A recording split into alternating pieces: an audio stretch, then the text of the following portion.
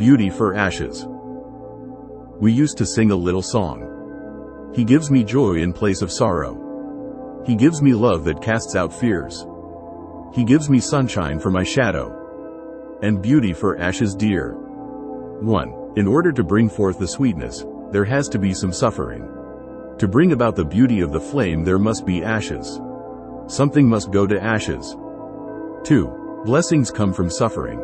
Beauty for ashes, as is borne out so well in Hebrews chapter 12. Verse 11 says, Now no chastening for the present seemeth to be joyous, but grievous. Nevertheless afterward it yieldeth the peaceable fruit of righteousness unto them which are exercised thereby.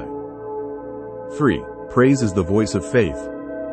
4. Like a giant hand taking the honeycomb and squeezing it, and out comes the honey. Like Moses smiting the rock, it hurt the rock, but out came the water. Like a beautiful flower pressed and crushed, but out comes the perfume. Like the beautiful music that comes from the throat of the bird, almost as though in pain, yet it comes forth with song. The whole creation groaneth, waiting to be delivered. Even though the bird's song is sad, it's so sweet.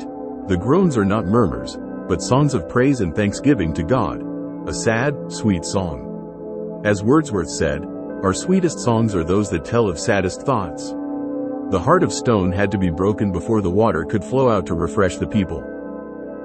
5. Lord, help us not to fight thy crushing, thy bruising, thy smiting, which causes the water to gush forth.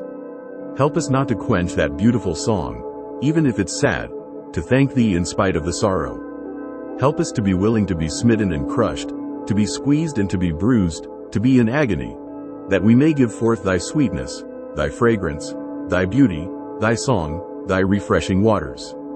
Out of what seems like defeat, come some of thy greatest victories. 6. You could never appreciate the light unless you've been in darkness. You can't appreciate health unless you've been sick.